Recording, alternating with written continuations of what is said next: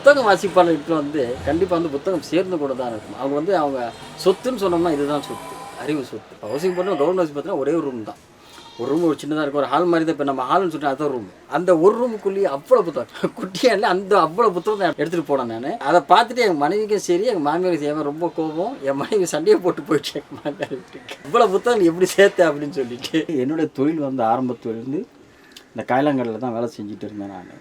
அந்த தொழில் கொஞ்சம் கொஞ்சமாக நலிவடைஞ்சிக்கிட்டே வரும்போது நான் பார்த்தேன், எனக்கு வாசிப்பு பழக்கம் இருந்ததுனால எனக்கு இது ஒரு ஐடியா வந்துச்சு. இந்த பழைய புத்தகம் நம்ம ஏன் இப்போ நம்மளே பழைய புத்தகம் தான் வாங்கி தான் நம்ம வாசிக்கிறோம்.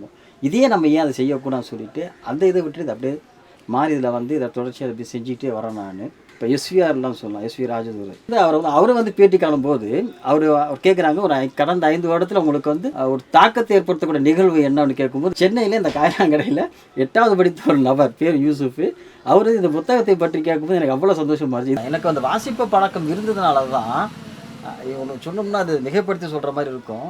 நாங்கள் எல்லாருமே எடுப்பாங்க. இப்போ என்ன மாதிரி 4-5 வியாபாரிகள் இருக்காங்க, எடுப்பாங்க.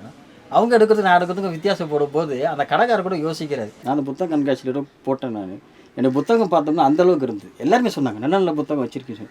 ஆனால் வியாபாரம் ஆகலை. எப்பவுமே அந்த அறிவு சார்ந்த நூல்களை நம்ம படித்தோம்னா அடுத்த கட்டத்துக்கு நம்ம போக முடியும், அவ்வளோ வளர்ச்சி இருக்கும்.